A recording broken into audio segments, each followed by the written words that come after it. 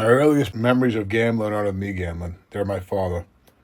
I was a little boy, maybe 8 years old. But even at that age, I already understood something. When my father had money, the house felt different. But when he didn't have money, everything changed. His mood changed, his voice changed. The entire feeling inside of my house changed.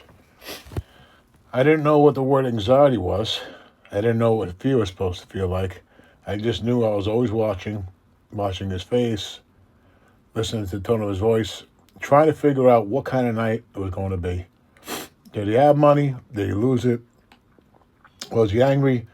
Was something about to happen? I was 8 years old, and without realizing it, I was learning how to survive someone's mood.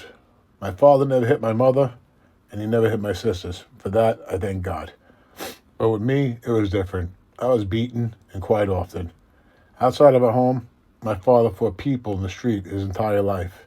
And I mean his entire life. He got into fist fights literally until he became too old to fight anymore. As a little boy, I learned the difference between regular anger and the kind of anger that meant something is about to happen. I watched his face, I listened to his voice, I paid attention to every moment, every sound, every change in the room. People call that anxiety. I didn't have a name for it. To me, it was just life. There is a helplessness that comes with being a child that is difficult to explain.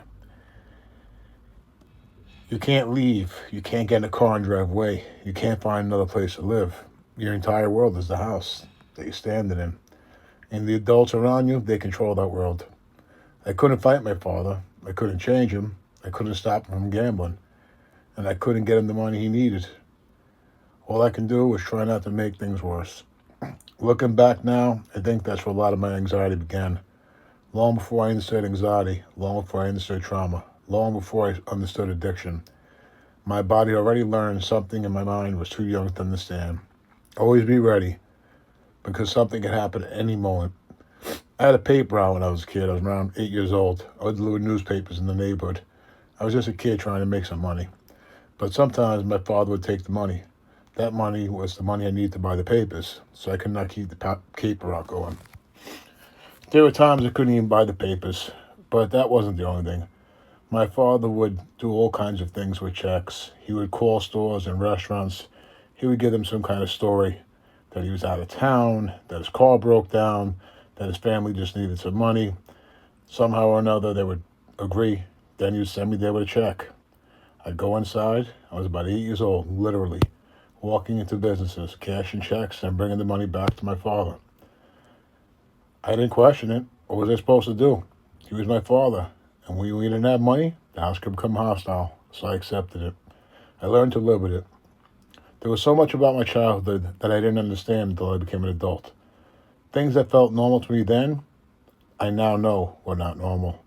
My father borrowed money from anybody and everybody. And when I say everybody and anybody, I mean anybody possibly he could. Friends, family, people he barely knew. It seemed like there was always somebody he owed money to. And there was always a reason he needed more. I remember being very young enough that my father could still carry me in my arms. And he would carry me into the stores and he would shoplift. Then later he'd go back to the same store and return the items for cash. I was right there in his arms. I didn't know what shoplifting was. I didn't understand what was happening. I was a little boy with his father. That's all I knew. As I got older, the borrowing became something I understood more and more clearly. Eventually, my friends weren't outside of his reach. I remember one of my friends losing his father. His father was a longshoreman, pretty good guy. We were around 12 years old. His father had died, and my friend inherited some money. I made the mistake of mentioning it to my dad. I didn't think anything of it. Why would I? I was a kid. But my father heard one thing, money. And my father, a grown man, went and borrowed money from a 12-year-old boy. He had just lost his father. Even saying that now, it's difficult for me to understand. But at the time, I probably accepted it. Because my understanding of normal had been built into my house, which wasn't normal. Borrowing money was normal. Owing people money was normal. Desperation was normal. Watching my father's personality change when he didn't have money was normal. As a child, you don't have another life to compare yours to. You don't sit there and analyze your parents. You adapt to them. And I adapted. I learned not to talk back or talk about the things who had money. I learned that money could change my father. I learned that desperation could make people do things they normally wouldn't do. And without realizing it, I was watching addiction strip away a person's boundaries, one boundary at a time. That was gambling. That was gambling addiction. And that's what it looked like in my house.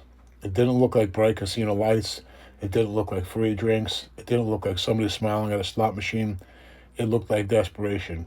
But there was something else I need to tell you about my father, because it would be very easy for me to make him the villain of this story. But the truth is more complicated than that. Not all of him is bad.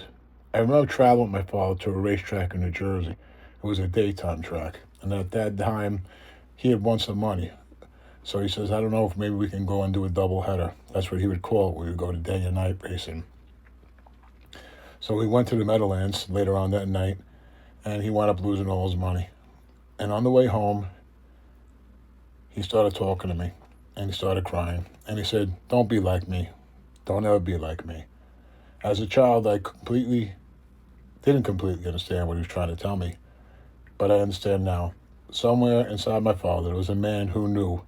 He knew what gambling was doing to him. He knew what it was doing to his family. And maybe, he knew what it was doing to me. That's the difficult part about telling the story, because my father wasn't simply a good man, and he simply wasn't a bad man. It was complicated. He was a man trapped inside something that I don't think he knew how to escape. Somewhere underneath the anger, underneath the violence, underneath the gambling, there was still something good in him. I saw it that night on the ride home from the Meadowlands. A broken man crying in front of his son, begging that little boy not to become him. The sad part is, I already spent my childhood learning from him. Gambling entered my life long before I ever placed a bet, before I ever walked into a casino, before I ever felt the rush of winning or the sickness of losing. Gambling was already teaching me money could change a person's mood, teach me that no money meant fear, no money meant anger, no money meant uncertainty. And somewhere along the way, I started learning another lesson. Money meant safety. Money meant control. Money meant maybe everything was going to be okay. I didn't know it then, but those lessons will follow me for the rest of my life.